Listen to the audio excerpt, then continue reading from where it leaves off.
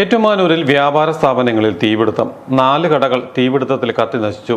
ഏറ്റുമാനൂർ പേരൂർ കവലയിൽ ആറാട്ട് മണ്ഡപത്തോട് ചേർന്ന കോവിൽപ്പാടം റോഡിലെ 4 കടകളിലാണ് ഇന്ന് പുലർച്ചെ 1:15 തീപിടുത്തമുണ്ടായത്.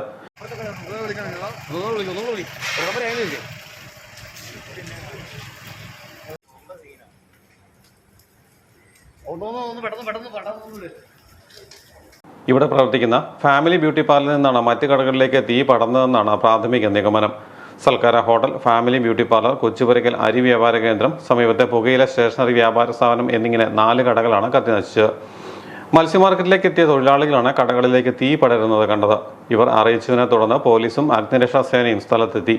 ഇലക്ഷൻ പ്രചാരണ പ്രവർത്തനത്തിലുണ്ടായിരുന്നവരും നാട്ടുകാരും തീ അണയ്ക്കുന്നതിനുള്ള പരിശ്രമത്തിൽ പങ്കുചേർന്നു. വലിയ നാശനഷ്ടമാണ് സംഭവിച്ചിരിക്കുന്നത്.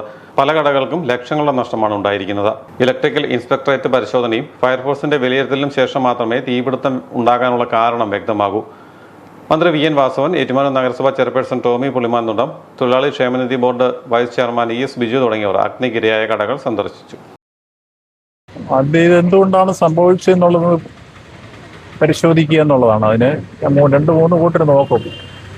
ഒന്ന് പോലീസ് നോക്കും, 2 ഇലക്ട്രിക്കൽ ഇൻസ്പെക്ടറേറ്റ് അത് പരിശോധിക്കും, പിന്നെ ഫയർഫോഴ്സിൻ്റെ ഫൈൻഡിങ്സ് അവർ റിപ്പോർട്ട് എഴുതും. ഇപ്പോൾ ഫയർഫോഴ്സിനെ ഞാൻ വിളിച്ച് സംസാരിച്ച് അവർ വന്ന് അതിൻ്റെ അവസരമൊക്കെ എഴുതി ഇവർക്ക് ഡിസാസ്റ്റർ മാനുവലിന് കൊടുക്കാനായിട്ടുള്ള റിപ്പോർട്ട് തരാമെന്ന് പറയും. പോലീസ് ഇപ്പോൾ വന്ന് പരിശോധിച്ച് അതിൻ്റെ അവസരം എഴുതി ബാക്കി റിപ്പോർട്ട് തയ്യാറാക്കും. ഇലക്ട്രിക്കൽ ഇൻസ്പെക്ടറേറ്റ് ഏതെങ്കിലും ഷോർട്ട് സർക്യൂട്ടാണോ മറ്റേതെങ്കിലും വിധത്തിൽ ഇലക്ട്രിക്കൽ വിഭാഗത്തിൽ നിന്ന് വീഴ്ചയുണ്ടോ എന്നുള്ള കാര്യം പരിശോധിക്കും. അങ്ങനെ 3-4 കൂട്ടരുടെ പരിശോധന നടത്തിക്കൊണ്ട് നമുക്ക് എന്തുകൊണ്ടാണ് സംഭവിച്ചതെന്ന് കണ്ടുപിടിക്കാം. അതുകൊണ്ട് എല്ലാ ബന്ധപ്പെട്ട കൂട്ടരെ ഇപ്പോൾ വിളിച്ചിട്ടുണ്ട്. അവരൊന്ന് പരിശോധിക്കട്ടെ. പരിശോധിച്ച് കഴിഞ്ഞിട്ട് കൃത്യമായി കാര്യങ്ങൾ പറയാം. അവർക്ക് വന്നിട്ടുള്ള നഷ്ടത്തിൽ ഏതെങ്കിലും തരത്തിൽ സഹായിക്കാൻ പറ്റുന്നതൊക്കെ ശ്രദ്ധിക്കാനായിട്ട് കളക്ടറോടും വിളിച്ച് സംസാരിക്കും.